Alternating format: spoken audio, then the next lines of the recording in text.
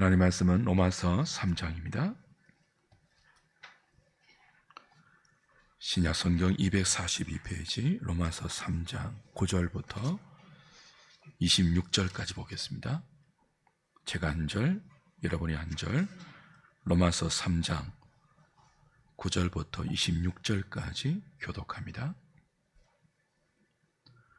그러면 어떠하냐? 우리는 나으냐? 결코 아니라 유대인이나 헬라인이나 다 죄 아래에 있다고 우리가 이미 선언하였느니라.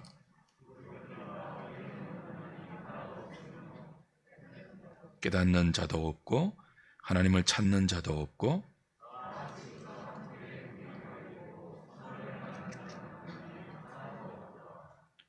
그들의 목구멍은 열린 무덤이요 그 혀로는 속임을 일삼으며 그 입술에는 독사의 독이 있고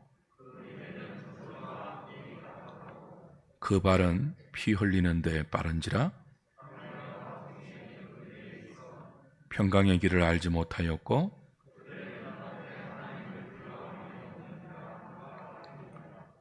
우리가 알거니와 무릇 율법이 말하는 바는 율법 아래에 있는 자들에게 말하는 것이니 이는 모든 입을 막고 온 세상으로 하나님의 심판 아래에 있게 하려 함이라.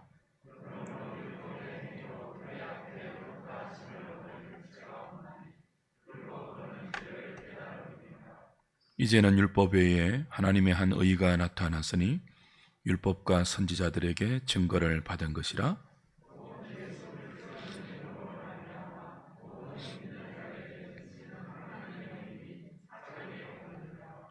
모든 사람이 죄를 범하였음에 하나님의 영광에 이르지 못하더니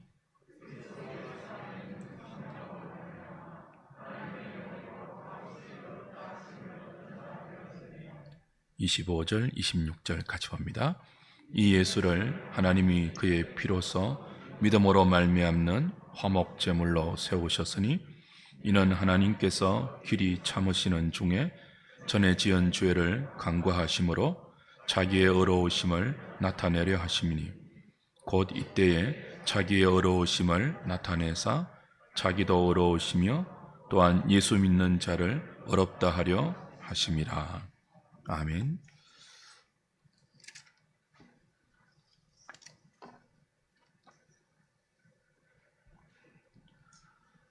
로마서는 복음을 말하는 성경입니다.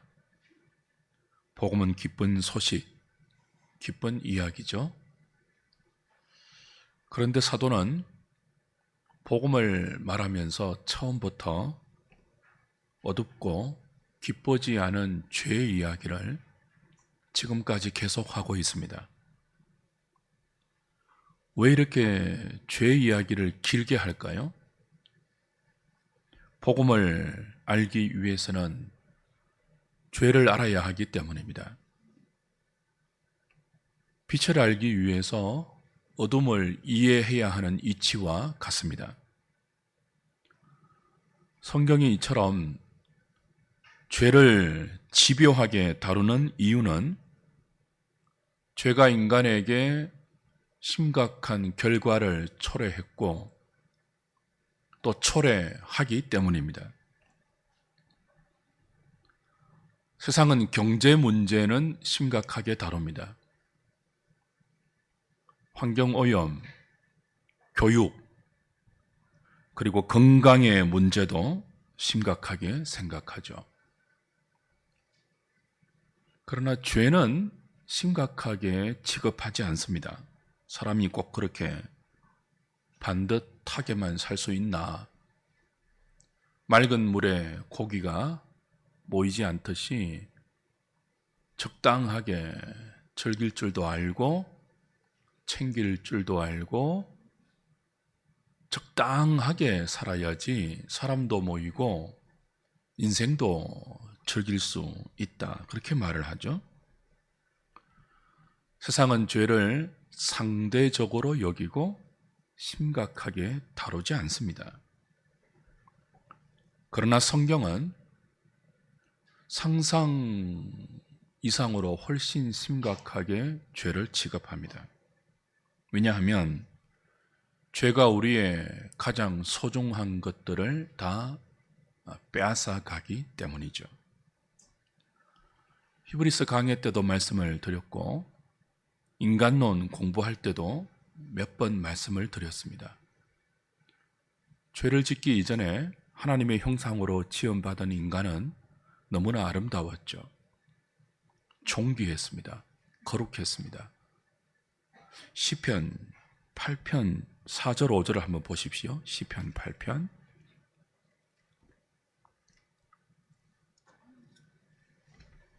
시편 8편 4절 5절입니다. 몇 번 확인했는데요. 다시 봅니다.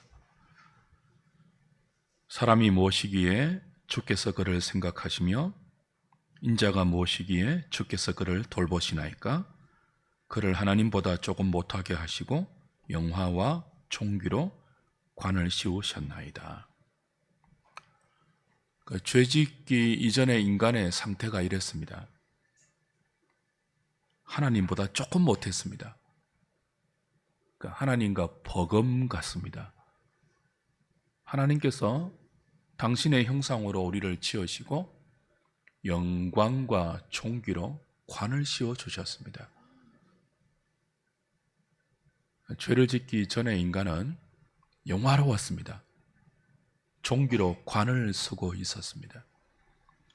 다른 피조물들, 다른 존재, 다른 짐승, 다른 동물과 비교가 되지 않았습니다. 영광과 종기로 관을 썼던 우리 인간, 그토록 아름다웠고 그토록 존귀했던 인간을 망쳐놓고 깨트려 놓은 장 본인이 죄입니다. 그래서 성경은 세상이 심각하게 다루지 않고 상대적으로 취급하는 죄를 무겁고 절대적이고 심각하게 취급합니다. 무엇보다도 죄는 우리의 생명을 빼앗아갔습니다. 존귀함과 아름다움만 탈취한 것이 아니라 우리의 생명을 빼앗아가 버렸죠. 창세기 2장 17절에 하나님께서 아담과 하와를 에덴 동산에 두시고 선악과 언약을 맺어 주시지 않습니까? 동산의 모든 것들은 다 먹을 수 있지만 이 선악을 알게 하는 나무의 과실은 먹지 말라. 먹는 날에는 정령 죽는다 그랬습니다. 그런데 이 하나님의 말씀을 어기고 우리의 조상 아담과 하와가 선악을 알게 하는 나무의 실과를 따먹었죠. 불순종했습니다. 그 순간 즉시 사망이 찾아왔죠. 하나님의 말씀은 허언이 아닙니다. 먹으면 죽는다 그랬죠. 먹어서 죽었습니다. 아니 목사님, 지금 우리가 이렇게 살아있는데 왜 죽었다고 하십니까? 의학적으로, 육신적으로는 코끝에 호흡이 있고 심장이 뛰고 폐가 활동을 하고 신진대사가 이루어지면 생명이 있다 그렇게 진단하지 않습니까? 그러나 성경은 우리에게 있는 생명을 훨씬 더 깊고 영적인 관계성으로 정의합니다. 생명의 원천은 하나님이죠. 모든 생명은 하나님에게서부터 나옵니다. 그래서 그 생명의 본질인 하나님과 단절되어 있으면 육신적으로는 살아있다는 진단을 의학적으로 할지 모르겠지만 영적으로는 하나님과 끊어진 그 순간부터 이미 사망이 찾아온 것이죠. 꺾여진 꽃, 뿌리에서 잘려나간 가지, 살아있습니까? 죽었습니까? 잠시 동안 그 생기가 머물러 있을 때는 살아있는 것처럼 보이죠. 조금 있으면 마르고 쇠하고 그 생명의 뿌리에서 잘린 결과대로 말라버립니다. 죽어버립니다. 그 잘린 꽃의 입장에서, 꺾인 가지의 입장에서는요, 잘린 그 순간부터 이미 죽음이 임한 거예요. 꺾여진 그 순간부터 이미 그 위에, 그 존재 위에 사망이 덮친 거예요. 우리도 그렇죠.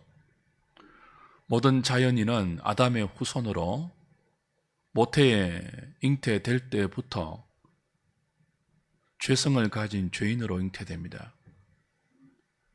그리고 응애하고 태어날 때부터 영적으로는 허물과 죄로 죽은 상태로 태어납니다. 아기가 이 땅에 태어나지 않습니까? 호흡하면서 울잖아요. 그 울면서부터 사망이 그 위에 존재적으로 덮쳐 있죠. 코끝에 육신의 생명을, 그 목숨을 유지하지만 이미 영적으로는요, 사망 아래에 있습니다. 그 사실을 오늘 로마서 3장 9절은 이렇게 선언하죠. 그러면 어떠하냐? 우리는 나으냐? 결코 아니라 유대인이나 헬라인이나 다 어디 아래에 있다고요? 죄 아래에 있다고 우리가 이미 선언하였느니라. 1장 18절 이후부터 계속 사도가 강조하는 것이 이방인이나 유대인이나 남자나 여자나 모든 인간은 하나님의 진노를 초래하는 죄 아래에 있다. 줄곧 강조해 왔습니다. 성경의 선언입니다. 모든 인생은 죄 아래에 있다. 죄 아래에 있다는 말은 죄의 권세 아래에서 죄의 통치를 받고 있다는 뜻입니다. 죄는 추상명사가 아닙니다. 죄는 실제적입니다. 힘이고 권세입니다. 죄에 실제적인 힘이 있습니다. 죄가 실제적인 권세를 가지고 인간을 부립니다. 그리고 인간은 그 죄의 권세에 반항할 그 죄를 거스를 능력이 없습니다. 무능력합니다. 그것을 성경은 모든 인간이 죄 아래에 있다, 그렇게 표현하죠. 실로 우리의 실상이 그러합니다. 하나님 없는 모든 자연인은 은혜 아래 있지 않습니다. 생명 아래 있지 않습니다.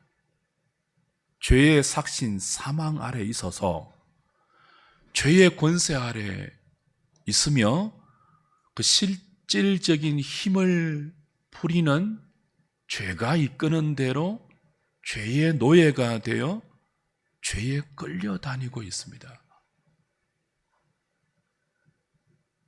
인간의 실존입니다. 인정하기 싫어도 우리가 우리 뜻대로 사는 것 같지만 그렇지 않습니다. 사람이 자기 뜻대로 살지 않습니다.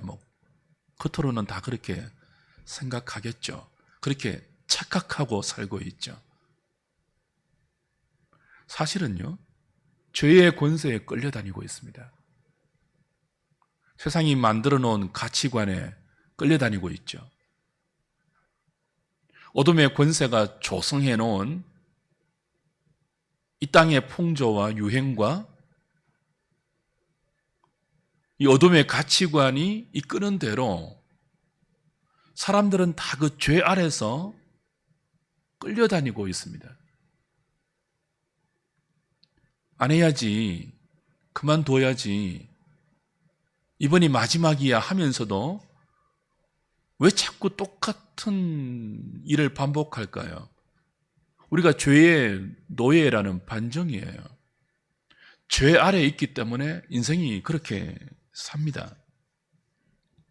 오늘 본문은 죄 아래에 있는 인간이 얼마나 죄로 인해서 망가졌는지를 머리부터 발끝까지 인간의 신체 기관을 비유로 들어서 이렇게 설명합니다. 목구멍, 혀, 입술, 입, 발, 눈 어느 하나 죄가 망가뜨리지 않는 것이 없다. 우리의 전인이 죄로 말미암아 철저하게 부서지고 상하고 망가졌다.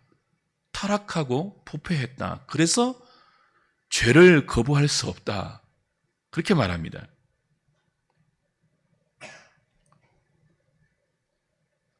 10절, 11절, 12절에는요.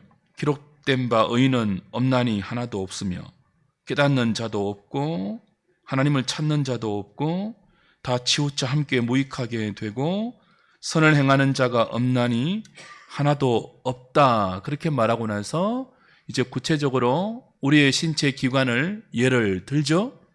목구멍부터. 우리의 목구멍을 무엇으로 비유합니까? 열린 무덤이래요.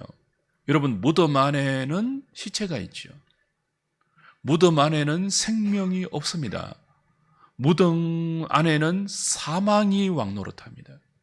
근데 우리의 목구멍이 열려있는, 닫혀있는 무덤이 아니고 매장되어 있는 무덤이 아니고 우리의 목구멍이 열린 무덤이래요. 그래서 사람이라는 존재가 입을 열면 다 그 안에서 뭐가 나온다는 거예요? 생명이 나오지 않는다는 뜻이에요. 사망의 잔재들, 사망의 비참들, 죽음의 흔적들, 그 죽음의 썩은 부패한 냄새들만 나온다는 거예요. 그 혀로는 무엇을 베푼다고요? 거짓, 속임을 일삼는데요. 그 입술 안에는, 그 입술 아래는 독사의 독이 있대요. 입에는요, 저주와 악독이 가득하대요. 발은요, 죽이고 피 흘리는데 빠르다고 합니다. 그래서 파멸과 고생이 우리가 가는 그 발의 길로 이 파멸과 고생을 향하여 간다. 그렇게 말하고 있죠. 평강의 길을 알지 못한다. 18절, 눈에는요, 하나님을 두려워하는 것이 보이지 않는데요. 어느 부분을 보고 어느 각도로 인간을 조명해 보아도 성한 곳이 없다. 전적으로 부패하고 전적으로 타락해서 죄를 이길 수 없다. 죄가 이렇게 우리를 망가뜨렸다. 그래서 죄가 심각하다. 우리의 현실은 이렇게 망가진 실존이다. 의인은 없나니 하나도 없다. 모두 죄 아래에 있는 죄인이다. 그렇게 말해요.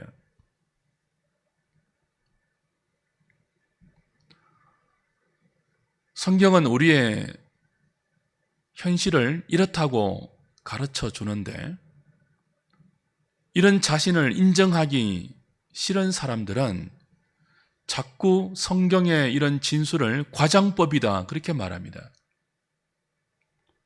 목사님, 지금 이 바울이 인용하는 구약 성경은 시편이지 않습니까? 시편은 시적 언어이지 않습니까? 시적 언어는 비유이고, 그래서 비유이기 때문에 과장이지 않습니까? 이 시편을 인용한 바울의 표현은 과장법이지 직설법이지 않지 않습니까? 그렇게 말해요.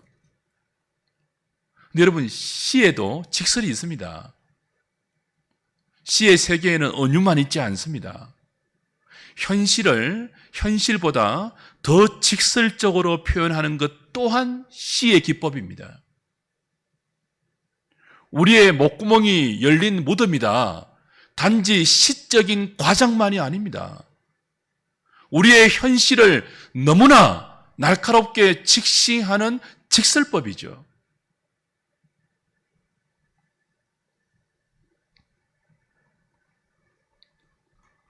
우리가 입을 열어서 말할 때 느끼지 않습니까? 와, 정말 내 목구멍이 열린 무덤이구나. 내 입술에 저주와 악독이 가득하구나. 내 입술 밑에 독사의 독이 감춰져 있구나.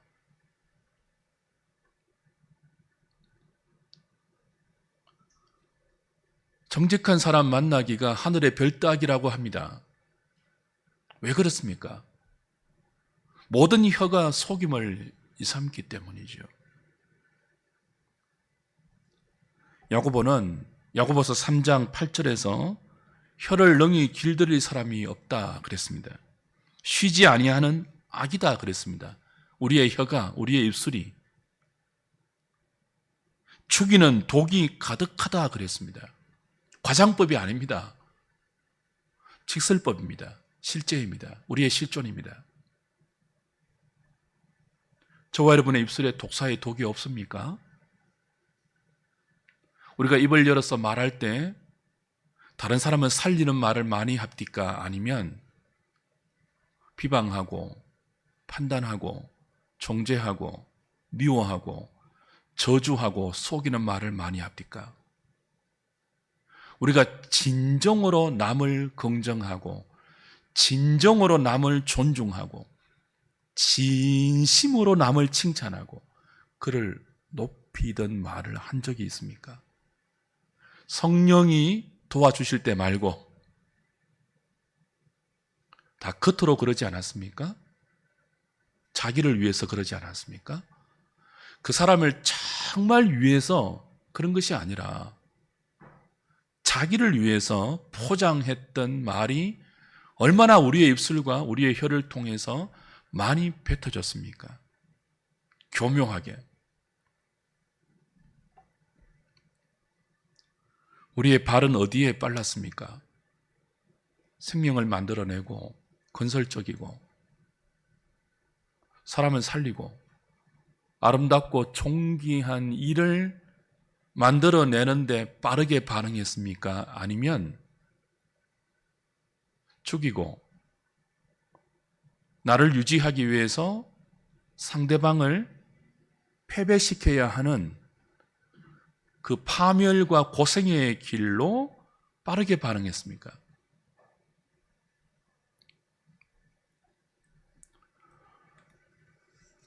정치, 경제, 교육, 문화, 예술 모든 영역을 보십시오. 그 모든 인간이 발을 딛고 살아가는 이 영역 안에서 우리가 만들어내는 모든 삶의 족적들 속에서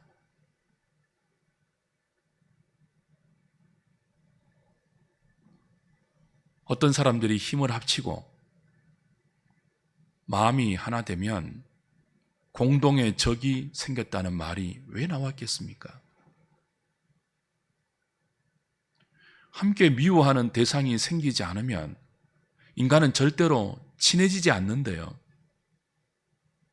과장이 아닙니다. 직설입니다.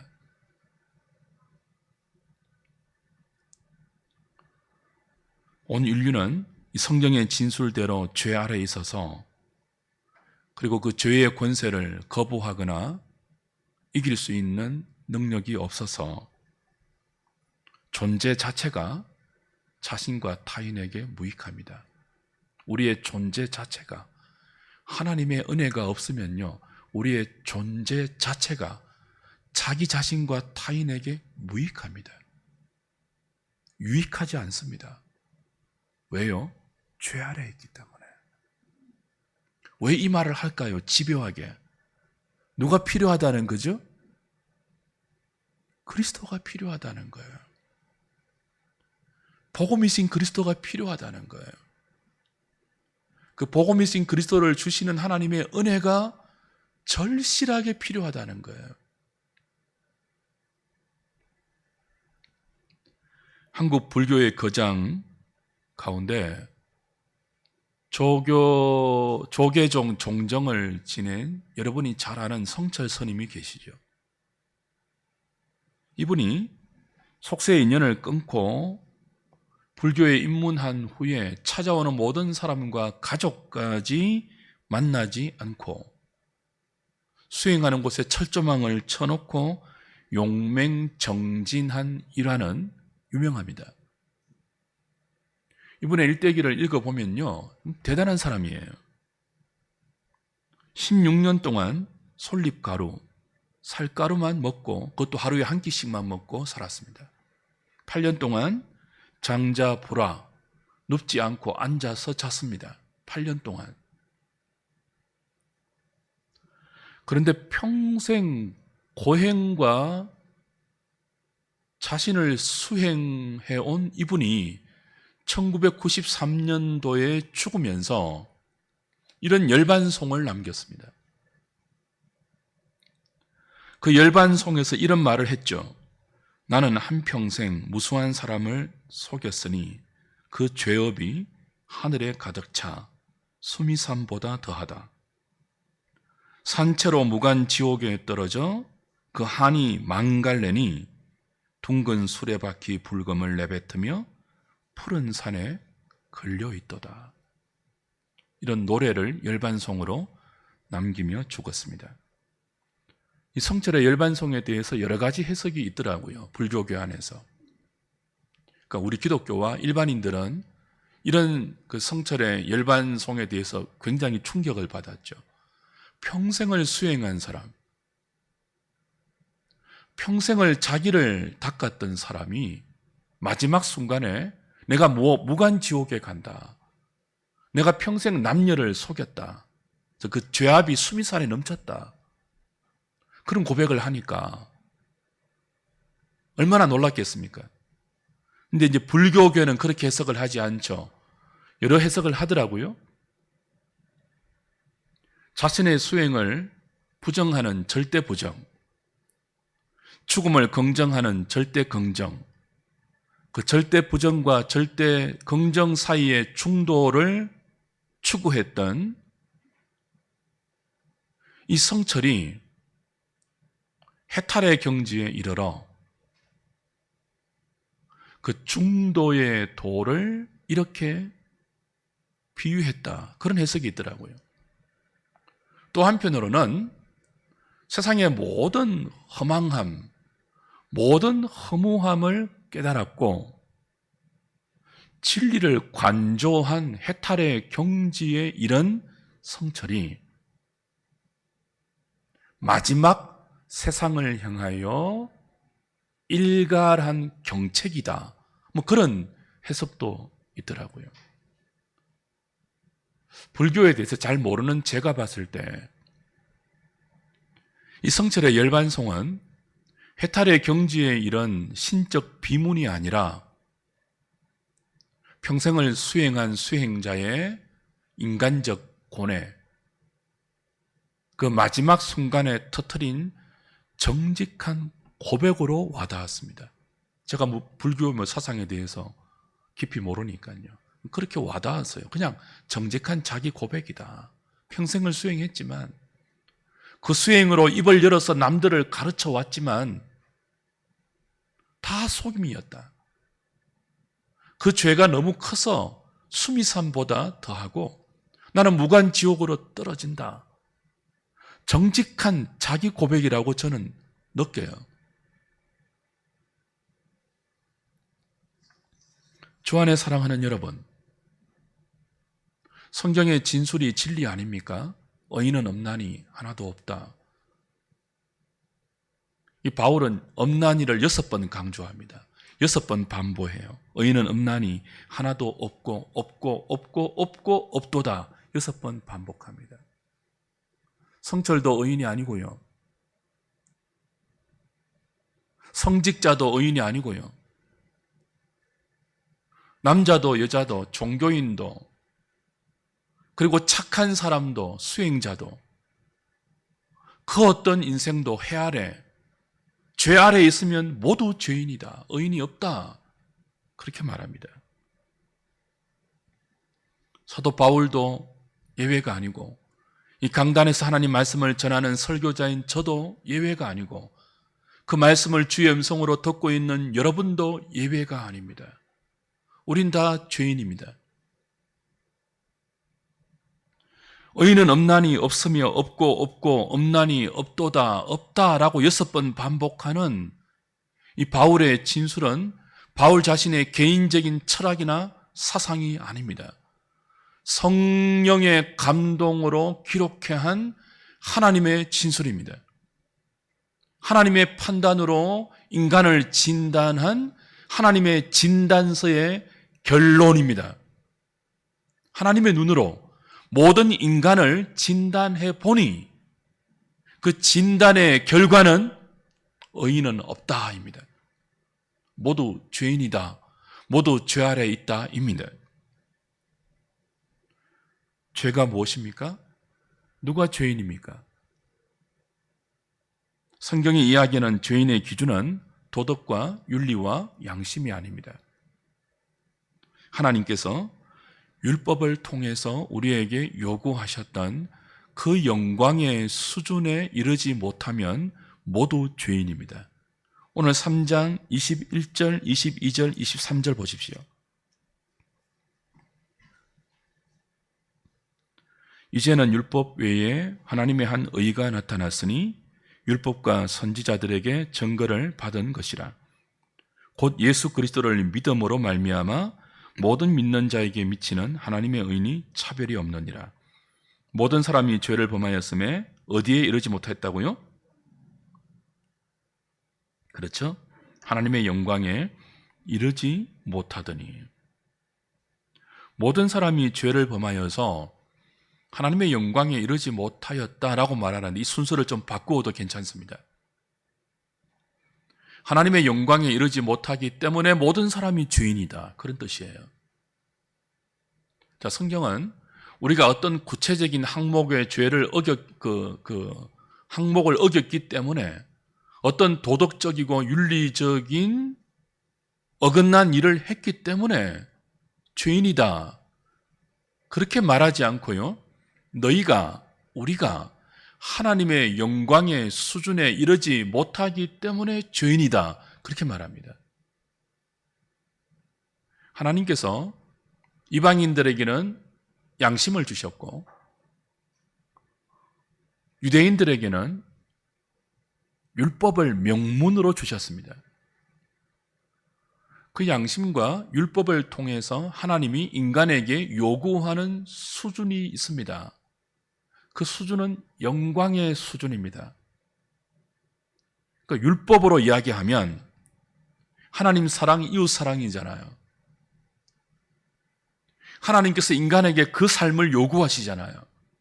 근데 그 수준이 어디까지라고요? 하나님 사랑은 어디까지라고요? 마음을 다하고 힘을 다하고 뜻을 다하고 목숨을 다하는 사랑입니다. 이웃 사랑은 어디까지예요? 이웃을 내 몸처럼 사랑하는 수준입니다. 하나님의 율법이, 하나님이 우리 가운데 새겨주신 양심이 우리에게 요구하는 수준은 그 영광의 수준까지입니다. 그런데 우리의 현실은 그 기준에 미치지 못합니다. 그래서 모든 인간은 죄인입니다. 하나님의 기준에 미치지 못하니까요. 미치지 못할 뿐 아니라 반대로 너무 더럽고 너무 추하고 너무 악하지 않습니까? 하나님의 영광의 수준에 도달하지 못하는 안타까운 그 정도가 인간의 수준이 아니라 정반대로 하나님이 요구하는 영광의 기준과는 너무나 동떨어진, 너무나 악하고 너무나 더럽고 너무나 추하고 너무나 악하죠.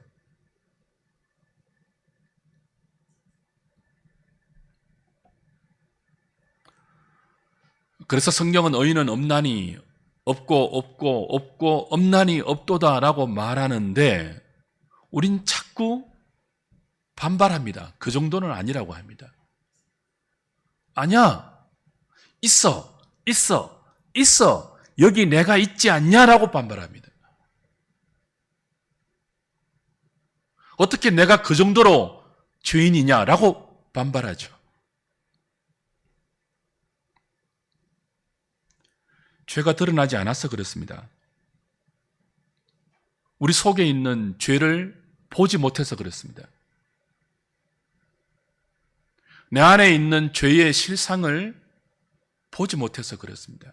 그래서 인정할 수가 없죠. 근데 보면 인정이 됩니다. 내 안에 가득한 죄가 보이면 인정이 됩니다. 인정이 안 되기 때문에 자꾸 반발하는데요. 그걸 인정하게 하는 것이 하나님의 율법입니다. 로마서 3장 19절 20절 보십시오. 우리가 알거니와 물론 율법이 말하는 바는 율법 아래에 있는 자들에게 말하는 것이니 이는 모든 입을 막고 아냐 그래도 의인이 있죠. 내가 죽을 만큼 죄인이 아니다라는 인생의 모든 입을 막는 것이 있는데요. 온 세상으로 하나님의 심판 아래에 있게 하려 함을 알게 하는, 그렇죠? 그러므로 율법의 행위로 그의 앞에 어렵다 하심을 얻을 육체가 없나니 율법으로는 죄를 깨달음이니라. 우리는 우리가 죄인이 아닙니다. 하나님의 말씀은 과장법입니다. 심합니다. 어떻게 우리가 그 정도로 죄인입니까? 라고 말을 하고 입을 열어서 하나님께 반항하고 대들지만 하나님은 율법을 통해서 모든 입을 막고 우리가 죄인임을 깨닫게 하시죠. 율법의 첫 번째 기능입니다. 하나님의 말씀의 첫 번째 기능은 그 말씀으로 우리가 보지 못했던 죄를 보게 하고 우리의 입을 막고 우리가 죄인임을 시인하게 하는 것입니다. 저는 어느 날 방 안에 가느다란 한 줄기 아침 햇살이 비추었던 그날 아침의 광경을 잊지 못합니다. 그날이 언제인지는 기억이 나지 않지만 그 광경은 아직도 또렷합니다. 가늘지만 너무나 밝았던, 너무나 환했던, 창틈을 비집고 들어왔던 그 아침 햇살 상상해 보세요. 방 안의 나머지 부분은 어두워요. 근데 커튼 사이로 한 줄기 아침 햇살이 비치고 들어왔는데 그 비추는 아침 햇살에 보이는 수많은 먼지가 있었습니다. 먼지가 하나 둘이 아니었습니다. 그 햇살이 비추는 그 어두운 방 안의 그 부분, 밝은 부분은 먼지로 가득해 있었습니다. 먼지가 춤을 추고 있었습니다. 그것이 보이지 않았을 때는 제가 그렇게 가득한 먼지 속에 살고 있었고 호흡하면서 그 많은 먼지들을 내가 마시고 살았는지를 몰랐습니다. 근데 아침 햇살이 어두운 방 안을 한 줄기 빛으로 비춰주니까 다 보인 것이죠. 우리가 그렇습니다. 성령 하나님께서 말씀을 통해서 우리 속에 있는 죄를 진리로 비추어 주시면, 그래서 평소 보이지 않던 나의 죄가 그 진리의 빛 앞에 조명이 되면 다 보입니다. 내가 이렇게 몹쓸 놈이구나. 성경의 진술이 맞구나. 내 목구멍이 열린 무덤이 맞구나. 내 손과 발이 파멸의 길로 빨리 달려간 것이 맞구나. 내 입술에 악독과 저주가 가득한 것이 맞구나. 내 혀에 독사의 독이 가득한 것이 맞구나 보입니다.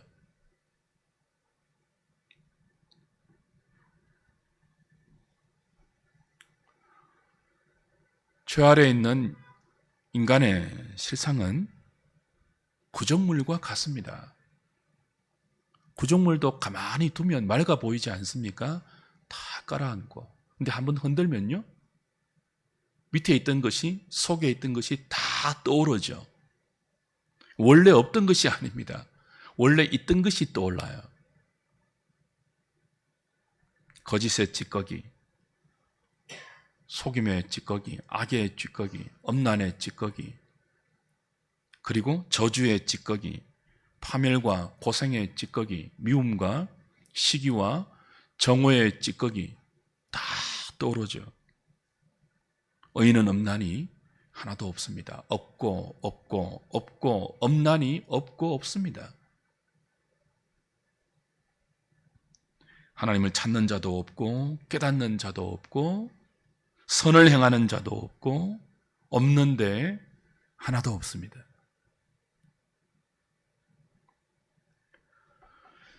이렇게 죄 아래에 있는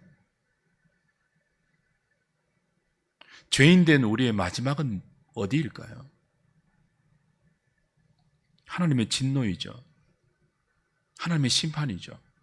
지금도 하나님의 진노가 불의를 쫓는 모든 사람의 불경건함과 불의에 따라서 하늘로부터 내버려 둠의 형태로 내리고 있지만 마지막 날에 의인은 없나니 하나도 없는 이 인간의 죄 아래에 있는 인간의 실상 앞에 마지막 날에 그 모든 쌓여진 하나님의 진노가 쏟아지는 날이 있습니다. 형벌의 날이 있습니다. 심판의 날이 있습니다. 고통과 저주의 지옥이 죄 아래에 있는 인간의 종착점입니다.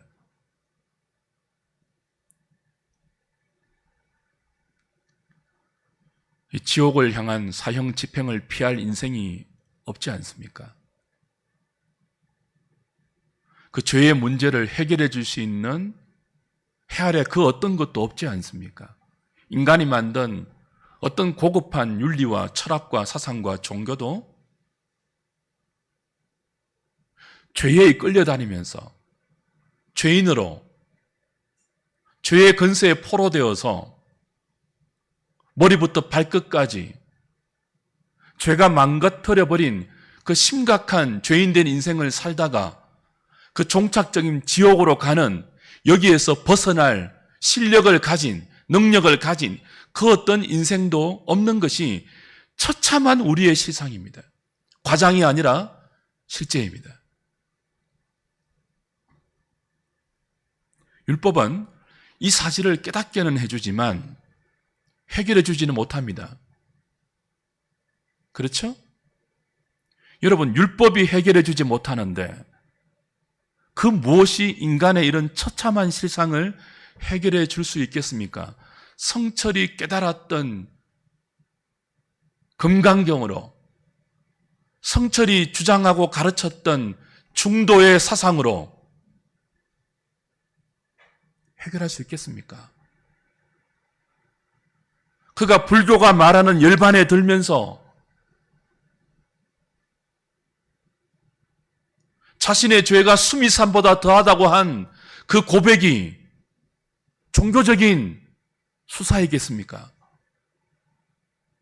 내가 무관 지옥으로 끌려간다고 말한 평생을 수행한 그 수행자의 입술에서 터져나온 그 진실된 정직한 고백이 속임이겠습니까?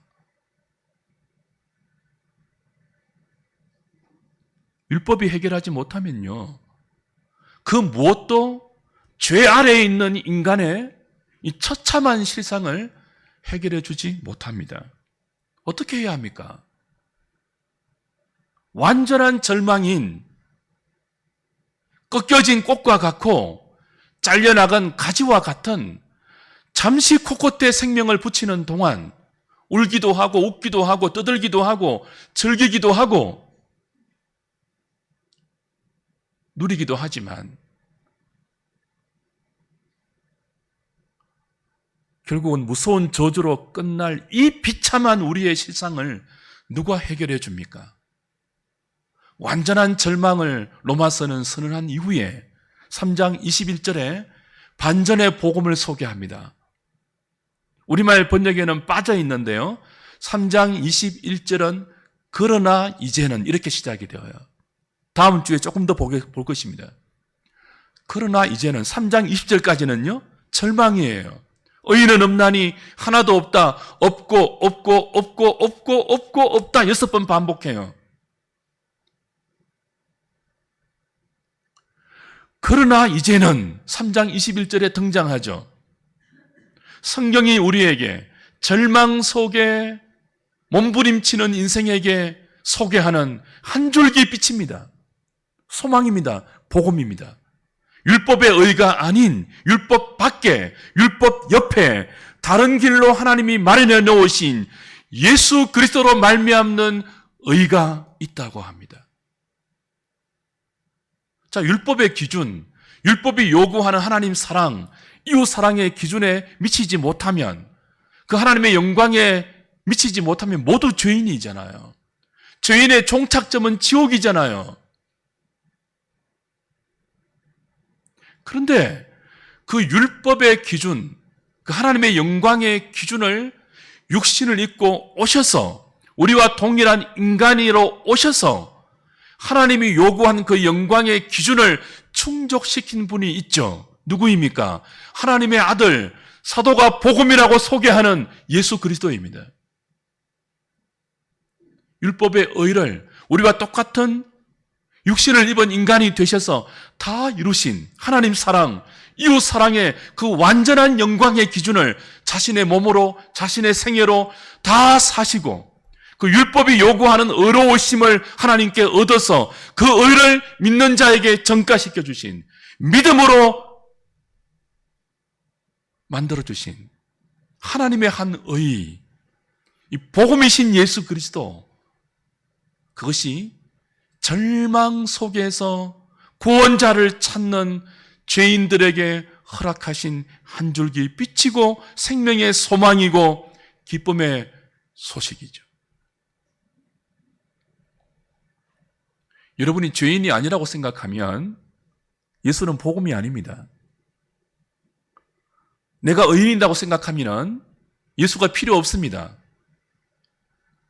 그래서 자꾸 바울이 로마서 1장 18절부터 3장 20절까지 몰아붙이는 거예요. 너희가 죄인 맞다고 몰아붙이는 거예요. 왜요? 죄인이라고 인정이 되어야 예수가 복음이 되거든요.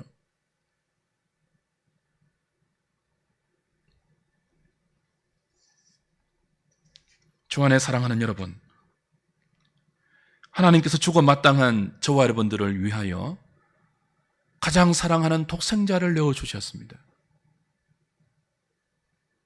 우리 중에 누가 원수를 위해서 자기 자식을 내어줄 수 있겠습니까? 원수가 아니라 친구라도 사랑하는 자식을 대신 죽음에 내어줄 수는 없지 않습니까?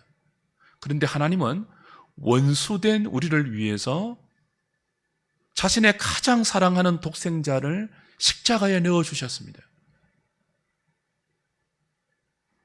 우리에게 쏟아야 할 모든 진노와 저주와 형벌과 심판을 우리가 아닌 우리 대신 십자가에 달린 당신의 아들에게 하나님은 다 쏟아붓고 아들을 죽이고 우리를 살려내었습니다.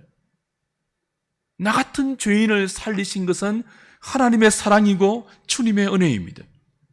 우리를 그냥 그대로 죄 아래에 있는 그대로 내버려 두지 않고 죄에 끌려서 지옥으로 다니는 우리를 내버려 두지 않고 막아서서 아들을 주시고 그 아들을 믿게 하시고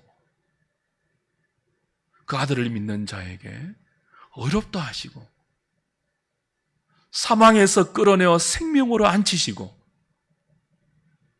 죄의 권세 아래가 아니라 은혜 아래 불러주셔서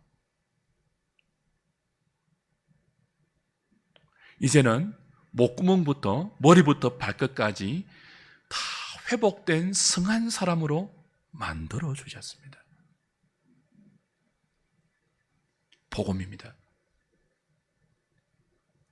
왜 우리를 이렇게 살려줬을까요? 독생자를 하나님의 공의의 값으로, 죄의 값으로 내어주고 우리를 지옥에서 건지지 않았습니까? 죄 아래 있는 우리를 은혜 아래로 옮겨오지 않았습니까? 흑암의 권세에 있던 우리를 사랑의 아들의 나라로 이동시켜주지 않았습니까? 왜 이런 구원의 은총을 주셨겠습니까? 다시 열린 목구멍으로, 열린 무덤으로 우리의 목을 사용하고 독사의 독이 가득한 그 혀와 입술로 파멸과 고승의 길로 우리의 손과 발을 빨리 반응하면서 살아라고 나 같은 죄인을 살리신 구원의 은총을 베풀어 주셨겠습니까? 우리는 어쩔 수 없으니까 변명하면서. 그렇지 않습니다. 구원은 회복입니다. 완전한 영광으로의 초대입니다. 죄가 망가뜨린 그 비참한 우리 인생을 살리신 은혜가, 회복시킨 은혜가 머리부터 발끝까지 허물과 죄로 죽었던 우리 영혼을 살려서 다시 아름답고 다시 존귀하고 다시 거룩하게 회복시켜서 하나님이 원하시는 영광의 기준에 도달하기 위해서 나 같은 죄인을 은혜로 살리신 것입니다.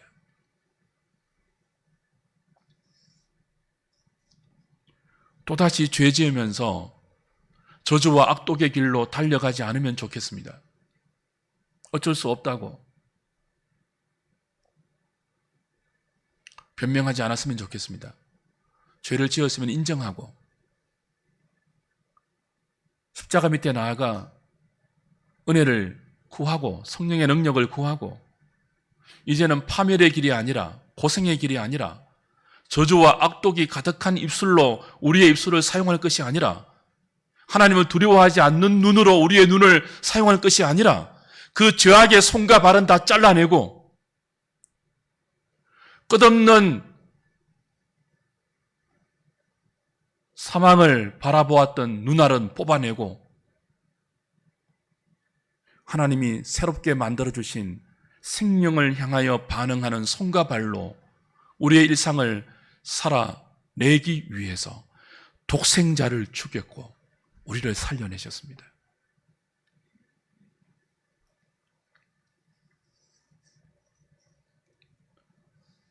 이제 우리의 손으로 남을 일으켜 줍시다. 우리의 입술로 참된 축복의 말을 해 줍시다. 우리의 눈으로 아름다움을 추구합시다. 그래야 하지 않겠습니까? 우리가 살아났다면 최선을 다해서 그렇게 살아야 하지 않겠습니까? 언제까지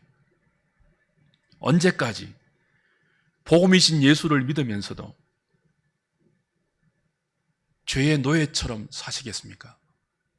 이런 저를 율법주의라고 공격하시겠습니까? 하나님 사랑하려고 살려고 노력하는 사람들이 율법주의자입니까? 생명이 있다면 그렇게 살아야 하지 않겠습니까? 그렇게 살지 못하는 마음을 가지고 주님의 은혜 안에서 몸부림쳐야 하지 않겠습니까? 그리고 성령이 주시는 능력으로 죄를 이기는 기쁨을 나누어야 하지 않겠습니까? 교회는 그런 공동체 아닙니까?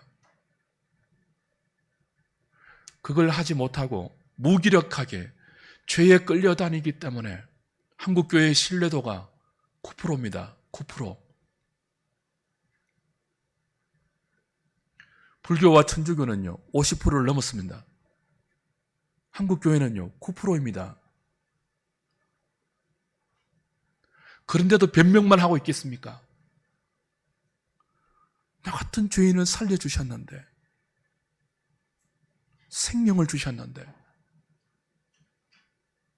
그 생명을 가지고 영광의 기준을 바라보지 않으시렵니까? 언제까지 썩어질 것만 바라보고 부패할 것만 바라보고 꺾여진 꽃처럼 잘려나간 가지처럼 그렇게 살아야 하겠습니까? 그러나 이제는 우리에게 복음이 주어졌습니다. 죄가 우리를 다스리지 못하고 은혜가 왕노릇하면서 우리를 그리스도에게 이끌어가고 있습니다.